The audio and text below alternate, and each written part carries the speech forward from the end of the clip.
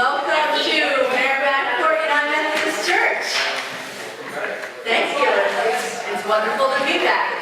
A few months ago, we had a guest musician, Ben, who sang this song, "The Jesus in Me Greets the Jesus in You." And so we're not singing it, but I'm going to say it. So the Jesus in me greets the Jesus in you. And I pray that we all together know Jesus more powerfully through worship today. So it's wonderful to be back. I don't think we have any visitors, and everybody's kind of getting slow to worship. It must be the warm weather. So start a few tasks. Just a reminder to fill out your prayer cards and your connect cards with anything that you'd like to communicate, and place those in the offering. And just a few announcements. One is, after the Blue Christmas service that we co-led with the other Merrimack churches, we had extended an invitation to Father George Moran of Holy Redeemer to come and preach. And he said he didn't even want to think about it. He said yes on the spot. And we decided on January 19th, which is next Sunday. So we'll have our regular worship here at 10, and he leads Mass, I believe, over in West Newbury in the morning. And then we're going to gather back here at 2 o'clock for a ecumenical worship, and Father Moran will be preaching. So since we are hosting, it would be wonderful to have some greeters and some help with fellowship. I know they're going to bring some food too, but it's our kitchen, so somebody to kind of, make coffee or. So if you're planning on being here and are able to help with any of those kind of hospitality activities for the worship, please fill out your connect card or just let me know. Also, after worship, you all did a fabulous job of taking the decorations out of the sanctuary, but now they're all piled up downstairs. So we could really love some assistance with putting them. No? No, I'm going to do it. Jane wants to do it herself. I'm going to bypass that, go and offer Jane assistance because I know she could use assistance to the big job. Just things like the candles that were in the windows, all the batteries need to be taken out of them. They're just little things like that. So. And youth ministry news, just a few reminders. We have youth group tonight. 5:30. I'm sorry, I got that wrong. I may have put it wrong in the bulletin too. And then lock-in is in the 25th. Is it 2 weeks, right? 2 weeks. And is there anything that you need to know for that? For the lock-in? You'll hear about tonight. Tonight? Yeah, tonight. Come tonight. Okay. And then Skits and Grits. Our Sunday school program during worship is going to meet next on January 26th. And we're going to have a brief meeting with teachers right after worship just to put the teaching schedule together. So you can just stay for like 5 minutes. And then Faith and Family for parents and grandparents with their youth will meet next on the Wednesday the 29th. And we usually meet at 6 o'clock. So we do need a host for that one. So if anybody would be willing to host, fill out your connect card. Are there any other announcements that? I have on radar visioning. Is that happening? Do we have a Sunday? February, it's in the bulletin. Second. Is it in here and I missed it? February 2nd? Okay. So we're going to that. All right, thanks. And everybody is invited to that. The location is either going to be here or at the St. Ferrars. I guess we're not really sure yet. There will be some weather and RSVPs, and if we have 50 people, it would be better to meet here. If we have 10, it's nice to meet over there. Thank you. So, and all are welcome. Also, if you're able to serve as an outdoor usher, I know Walter greeted you on the way in, I expect, and there's a sheet in the, I'm not even sure what you call that little area, but there's a sign-up sheet if you can sign up for a week coming up. And it's great to have somebody who's a little sturdy out there this time of year in case we have some icing. You give folks a hand out of the car, that kind of thing. So. it lucked out today. All right, would you stand as you're able for the call to worship?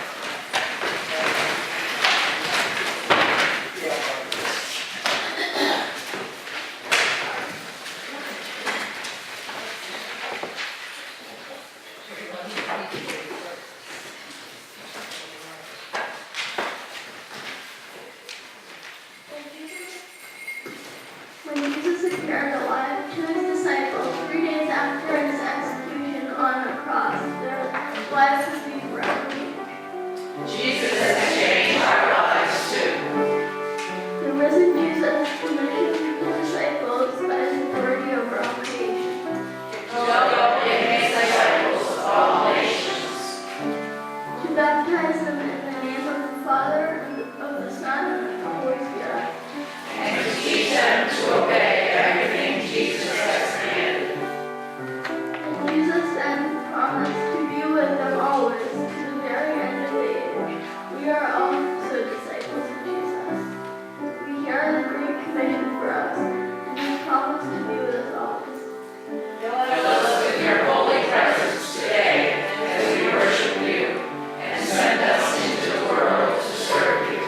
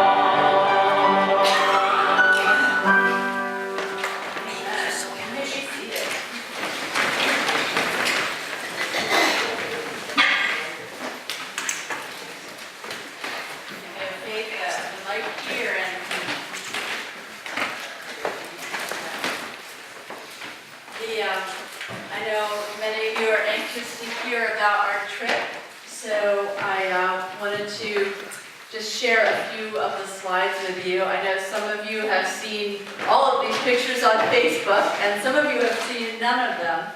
So, but I just wanted to spend a few minutes with Faith sharing some of the what we did in Haiti. And then later on in worship, we will share some reflections and stories. So, this is where we, that totally, I'm not sure why that blanked out like that, but you can see it's on green, I guess, in Haiti, but that's where we were with that star, which is about 2 hours west of Port-au-Prince.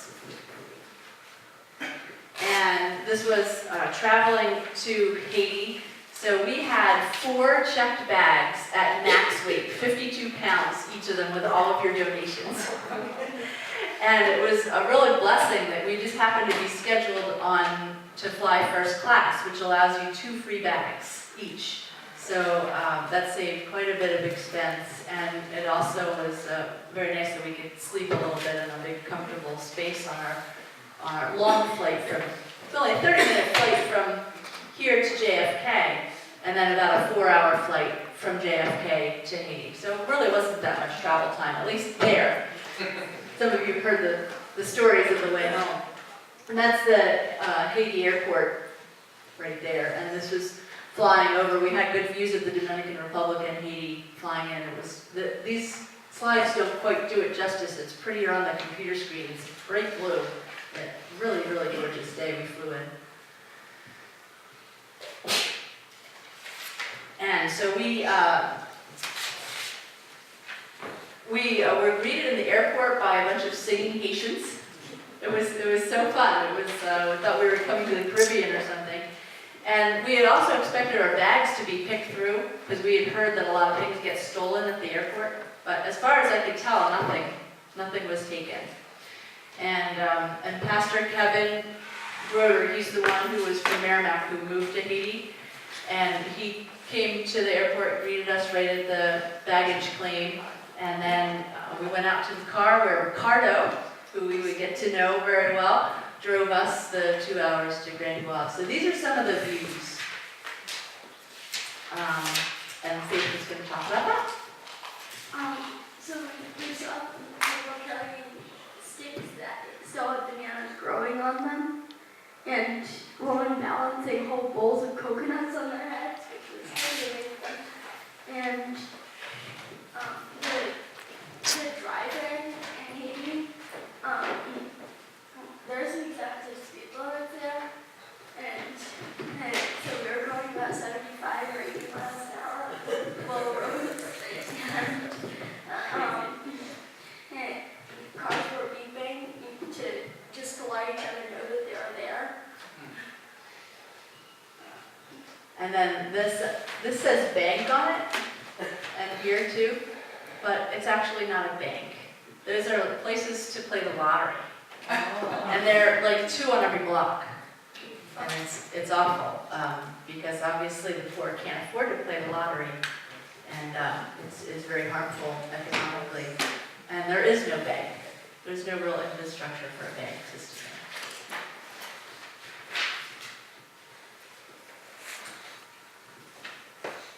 So after about 2 hours, we got to the neighborhood of Grand Guave where we would be staying. An interesting contrast here, you have these beautiful flowers and these coconut trees, and then just trash dumped everywhere. Because there's no system for trash waste management at all. There's not trash collection or any organized systems to deal with that. So they're just dumped in the river, in the riverbed here. But you also saw, reconstruction continuing after the earthquake. This was right in our neighborhood. Some houses that have been rebuilt. That's quite a nice house. Very small, obviously, but very nice. And that was done by a mission group as well. And you see here, there's laundry drying on the rocks. So their neighbor had clothesline, but not everybody has clothesline. So they use the rocks.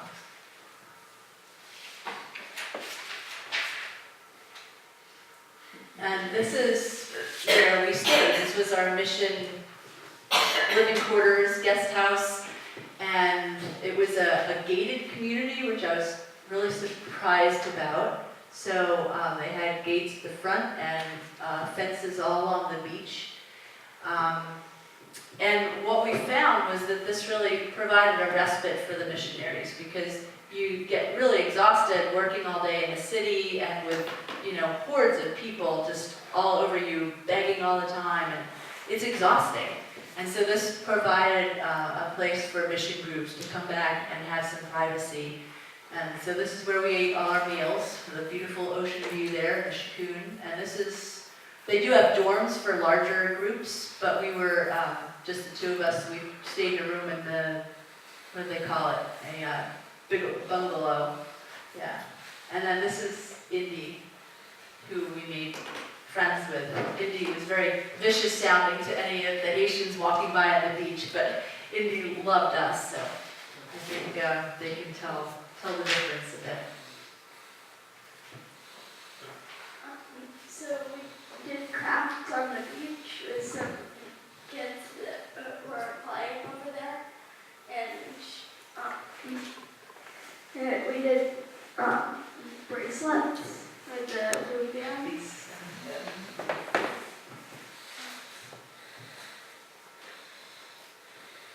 Yeah, I think the other thing that we were going to say is we began putting Creole to practice right away.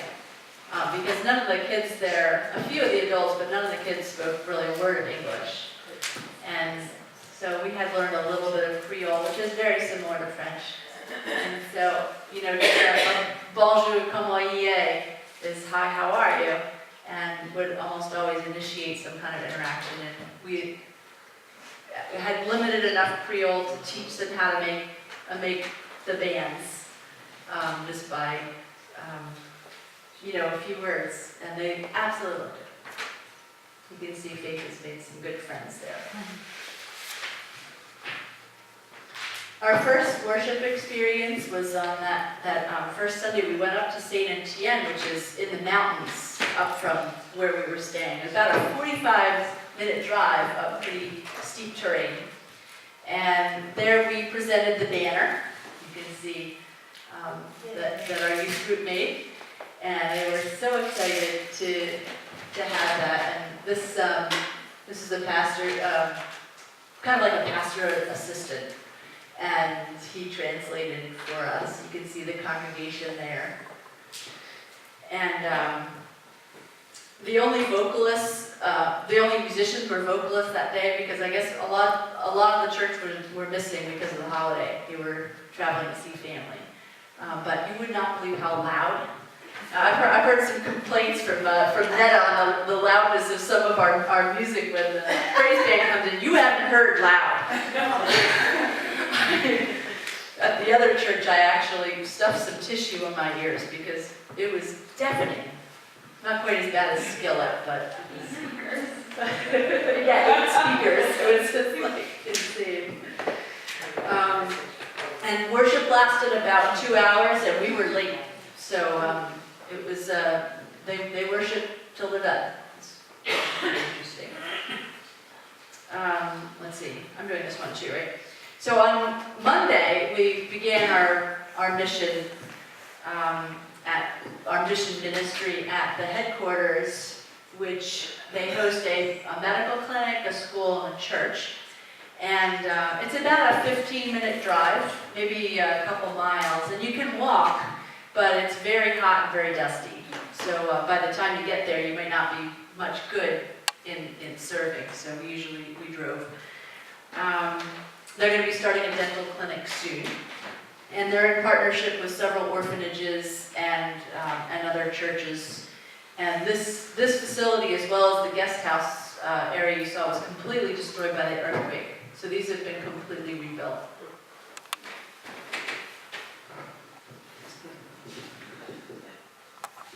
And one of our projects at the Mission of Hope was to organize the medical supplies, those 200 pounds of medical supplies that we brought. And the shelves were very disorganized and very dirty.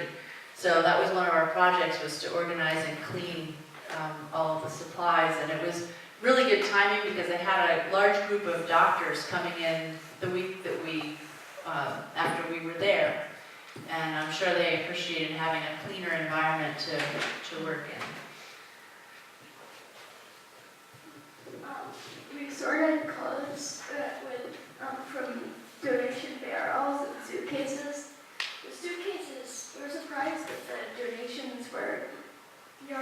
bad condition, but the barrels were donated from another church or something, yeah. And there's lots of barrels of them. So we put together about 100 gift bags, or 150, for the kids in an orphanage. We brought those there. You can see the barrels over here, and that was donated from the church, as Faith said, that really did a super job of new donations or just barely gently used. Some of the clothes from random donations that we also sorted, there was some that were bloodstained and torn, and I was embarrassed to sort those clothes.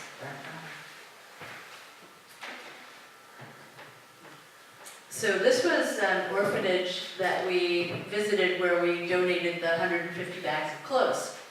So we brought those up, and this orphanage was completely destroyed in the earthquake, but not one person was hurt. Not one of their children was hurt. So real miracle there. And the kids just ran out to meet us, and Faith was like a magnet. Just adored her and clung on to her. You can see Faith walking with the two kids and leading her down to see the church there. And beautiful ocean views from up there. And so we saw their classrooms and their building. And then we went into the classroom together, and they asked me to lead a prayer in English. They're teaching the kids English, so it was like a repeat prayer. And then we gave, some of you have gotten these cards from me that have the English version of John 8:12, I am the light of the world, and got that off of Bible Gateway in Creole and put it on the cards. So I printed 500 of those and gave them all out. So the kids just love them, and since they are in school, they could read them. So it's really neat. And we did limb band bracelets there, and got very out of hand. There were a lot of kids, and there's this mentality of theft because there's never enough. And so, bags of the bands were disappearing. Where did they go? And apparently the clothes sorting with the clothes donations with the adults also got out of hand. So you can very easily cause a riot when you bring things to donate. So even in a controlled environment like an orphanage. Some of the kids didn't get to make bracelets because we tried to teach all of them at once. So because they still started the loop bands, maybe they could teach each other and stuff. Some of them that didn't get to can do that. We're hoping that's what happened. And we also, Faith and I brought skirts to wear, because that's the proper dress for a girl. But you probably know neither of us wear skirts. So we left all our skirts for the orphanage. So they were very appreciative. Most people only have one set of clothes. So any clothes donations are really helpful.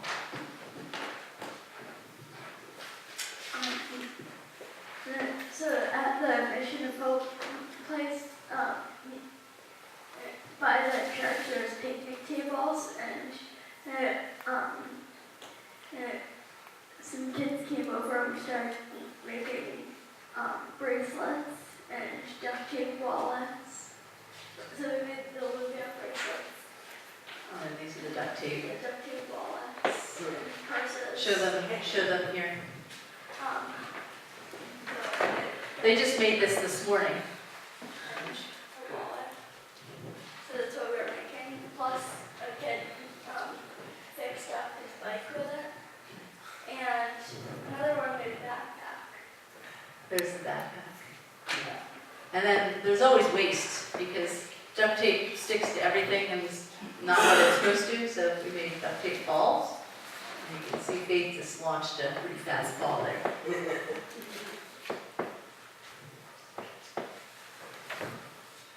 Why don't you talk about this one too, Faith? Okay. There's a One Laptop per Child project where kids here can buy a laptop, and then for each laptop a kid gets. Here, one was donated to Haiti or some other country. So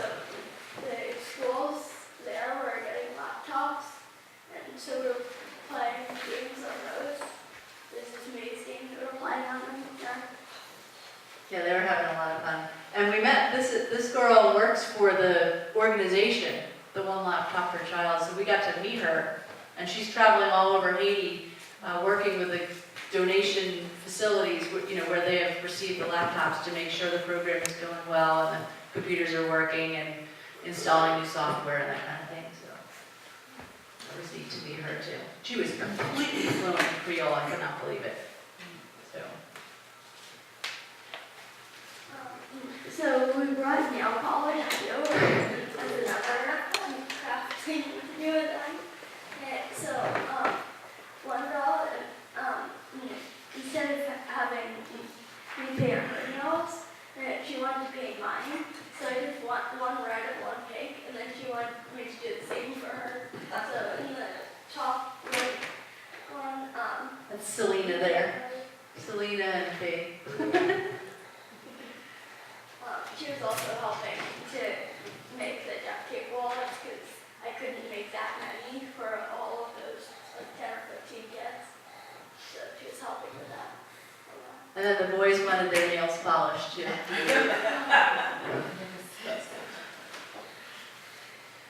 So while Faith was painting nails, I've been asked to take part in the Pastors Conference. So I taught a couple of workshops.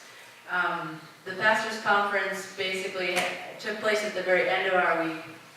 And it's a semi-annual event at Mission of Hope where pastors from all over Haiti come for a 4-day conference. Some of them spend days just getting there. And so it was a pretty big deal. We had worship every night and workshops every day. So these are some pictures of I'm leading a workshop there and there. And these are the other pastors there. This was Brother Dan and Pastor Gary from Assemblies of God Church in Massachusetts. I think Westminster. Does that sound right? Something Winchester or Westminster, somewhere fairly near here. And it wasn't just all work and no play. We had a lot of relaxing time, particularly in the afternoon and the evening. We'd come back and we'd swim and we'd hang out in Shikun. If there was electricity, which since electricity isn't regulated, they'd have surges, the electricity would go on and off. It's kind of a mess, but when we did have electricity, which was more than I thought we would, I'd get on Facebook and check in with you all and just play around. And I don't know that you remember the story of how I met Kevin. I met him through our VBS training program where they brought the teens over to Tokyo Joe's self-defense. And Kevin was the guy that we beat up. So he was the guy in the big red suit, and we learned all the self-defense moves with and so we beat him up. And now, so I punched him, pretty good then. And look, here's Faith punching the poor guy again. So our family, I guess, is kind of dangerous. But yeah, he's been doing a martial arts class for some of the people down there.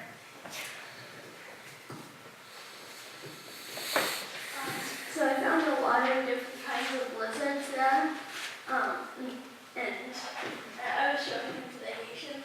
They were kind of surprised that I was picking them up. They don't really like reptiles there. The kids seemed more open to the lizards than the adults. One of them, when I showed him the lizard, he went and caught a crab to show me. And some other kids went and found lizards. And caught those. It was a great conversation starter. Yeah. It's helped us to be in ministry. It was kind of neat. And then we never got to a Sunday worship at Mission of Hope, but we did during the pastors' conference. And as I said, worship was really loud. This was like twice as loud as it was in Saint Etienne. So it was really loud. They had huge speakers all the way across the room, and like 8 vocalists, drum, bass, 2 bass, keyboard, full praise band. It was really very energetic worship. It was all up, up, up, up, up. It was the preaching, the praying, everything was very high energy. And so my worship was on the beach. I enjoyed the experience, but I'd say it wasn't quite as worshipful for me to have that kind of constant energy level for 2 or 3 hours at a time. But the sunrise over the mountains was just spectacular and really, really beautiful times of worship there. And meeting up people just as we were hanging out along the beach was really some of the most meaningful times probably for both of us. You see Faith here talking to some kids, and this guy I got into a conversation with. He said he was a painter, and I asked him, do you mean like this kind of painting or like drawing painting? And he said, no, drawing painting. So I gave him one of my painting cards, and he's like, oh wow, and he asked for 20 of them. And he ended up, I figured he'd sell them or something. But he came back and he said he's been giving them all out. He said he's almost out. He's been preaching the gospel with them, showing people how, Jesus is the light. And so we had this really interesting kind of broken conversations in Creole English about that preaching the gospel isn't just for pastors. And he was really using these little cards to share the good news. It was, and I bought a painting from him, and you can see it over here. And so that's by Barnabas. And we also had an interesting conversation with Barnabas. The average income in Haiti is $2 a day. And so through buying a painting and some shells from him, some painted shells, it ended up being about $35. So that's, kind of a lot of money. So I had this initiated conversation. So what do you do with your money? And we got into a deep conversation about Wesley's advice on money: to earn all you can, save all you can, give all you can. We had a great conversation in kind of limited Creole and how easy it is to spend all you can, because others aren't so easy. And just as true here as it is in Haiti.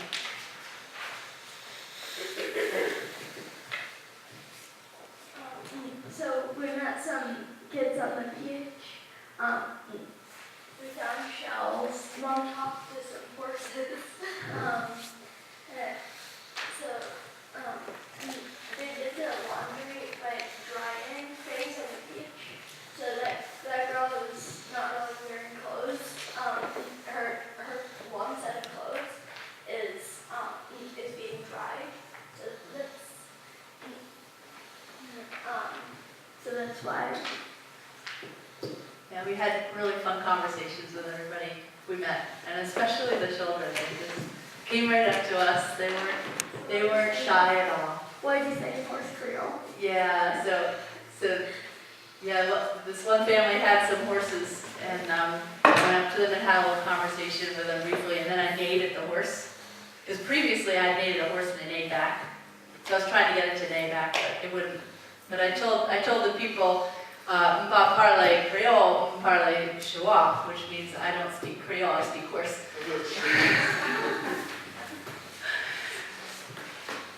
Parle Creole, parle Creole. Yeah.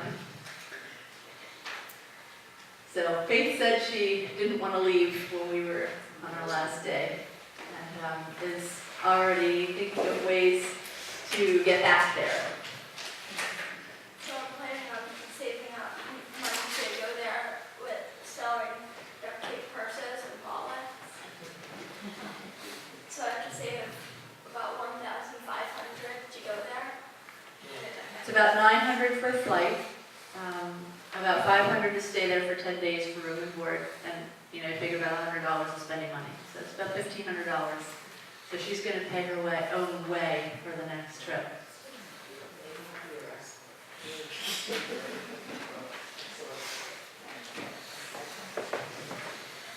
So, thank you, and we'll share a few more reflections after the scripture reading.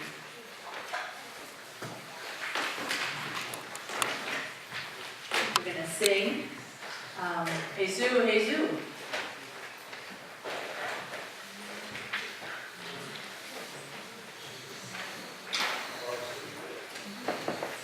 how loud we can play. See if we can use earplugs, right? So we just stand as during.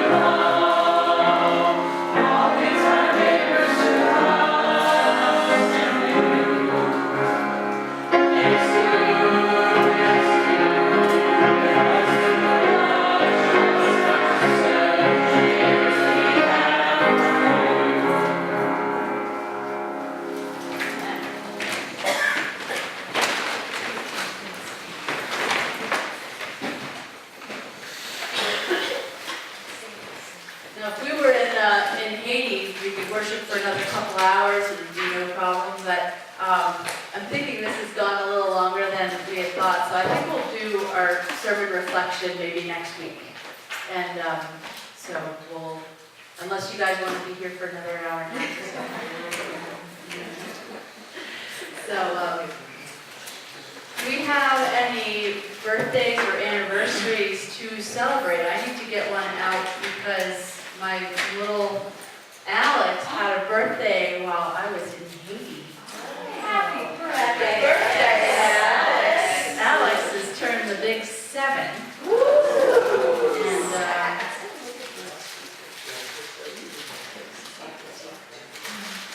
we sent him Faith and I sang to him in Haiti and posted a video. Oh, excellent. Did you see that? This is for my niece Samantha. Great granddaughter. Oh, Oh,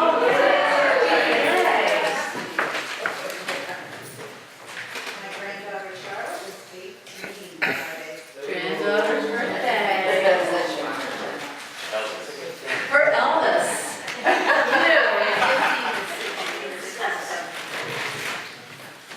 Jenny's birthday was last Saturday. Ginny's birthday. My nephew is yesterday. And nephew's birthday. For Amelia's birthday. For Amelia's birthday. Awesome. You can sing yours tonight. For Alex. Awesome. Oh, you got one too? Just a year ago today, our youngest daughter Christine passed to the Lord. 1 year anniversary of her being with Jesus.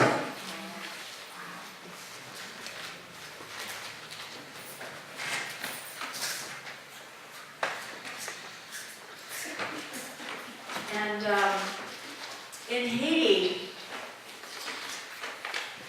the offering was so beautiful. They didn't pass the plate around. People came up and kind of danced up to place their offerings. And you can imagine how little that they had and how joyfully they gave out of their poverty. And it was a beautiful example to us for giving joyfully and sacrificially So it's a question each of us can ask is, how sacrificially are we giving? And how joyfully are we giving? As we take the offering, I invite us to reflect on that. We're going to sing together 2175.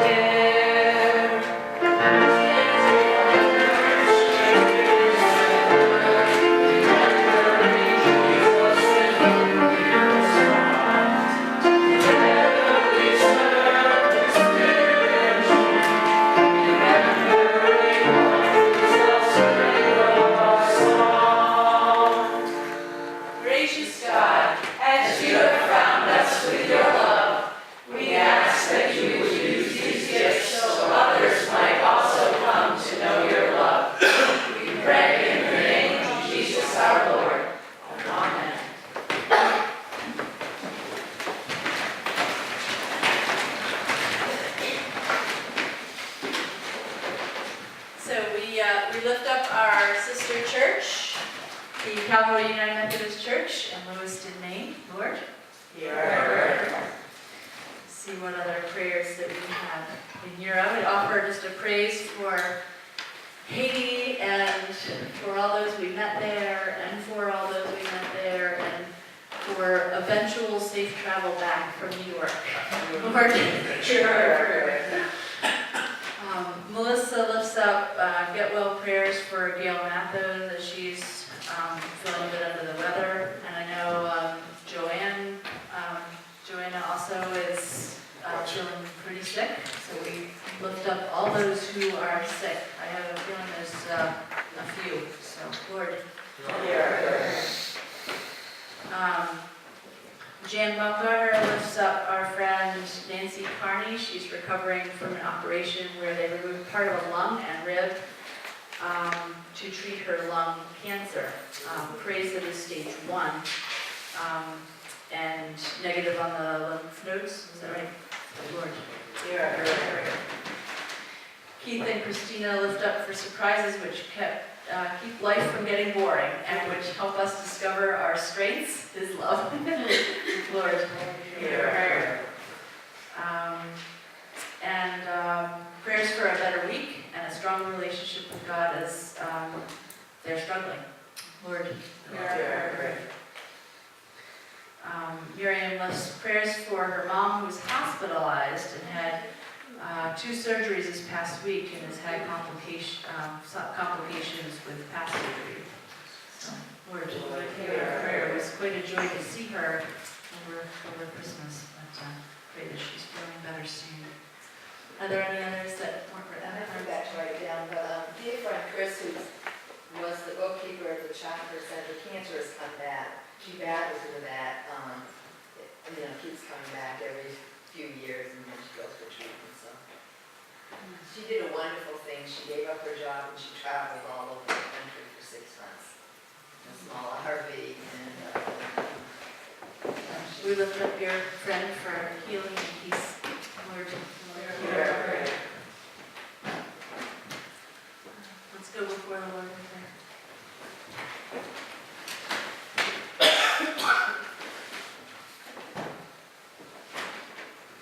praise you for your great love that expands all over the world. Thank you for the reminder of how great your love is. So we commend these joys and these concerns into your hands, because your hands are so wide and so inviting. We praise you for your answer to prayer and your perfect plan, even when we don't understand. Lord, we praise you for the blessings, so many blessings that you've bestowed upon us. So we praise you as our Father, because we are your children. We pray how Jesus taught us, saying, Our Father, who art in heaven, hallowed be thy name. Thy kingdom come, thy will be done, on earth as it is in heaven. Give us this day our daily bread, and forgive us our trespasses, as we forgive those who trespass against us. And lead us not into temptation, but deliver us from evil. For thine is the kingdom, and the power, and the glory forever. Amen. So, I'm going to invite us to share communion. And Faith and I will share our reflections further next week on some of our stories.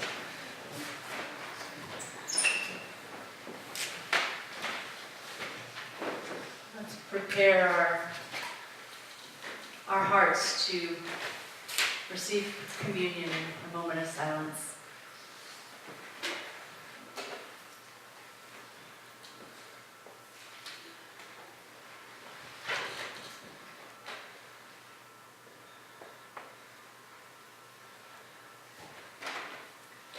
Jesus said, I am the bread of life.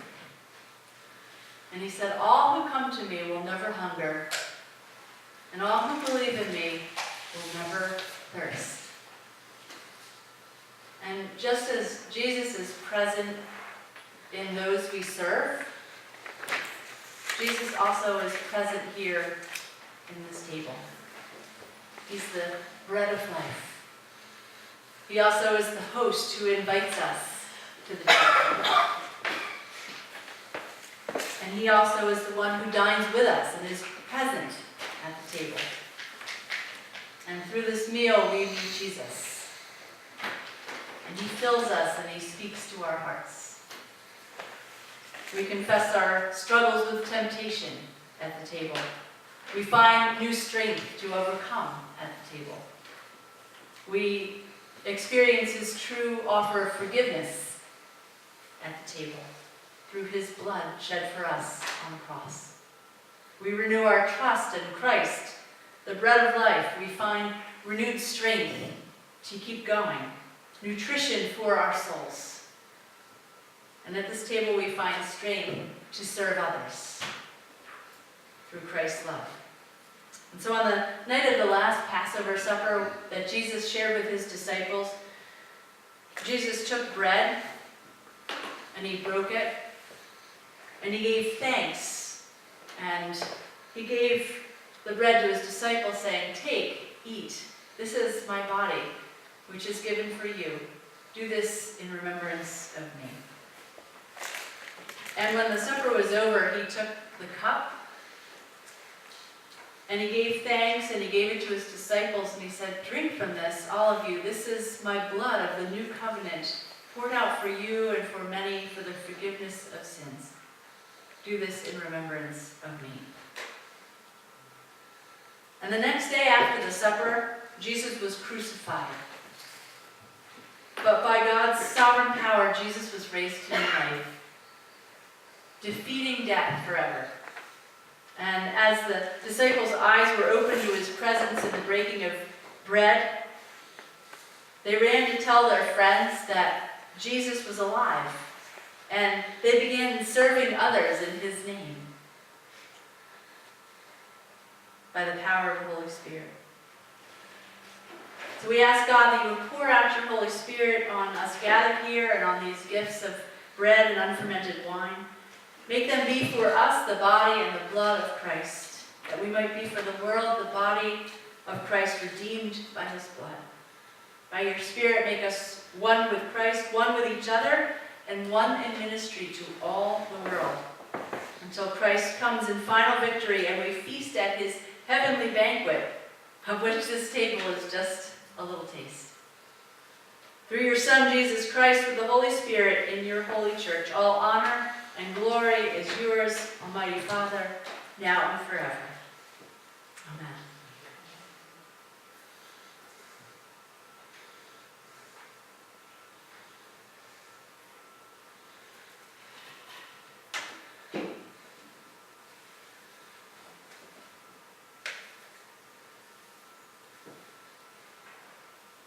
The table is ready.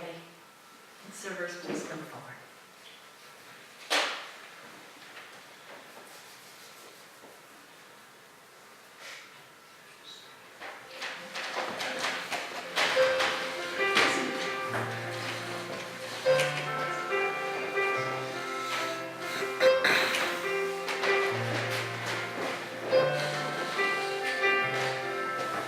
Take my life and let me be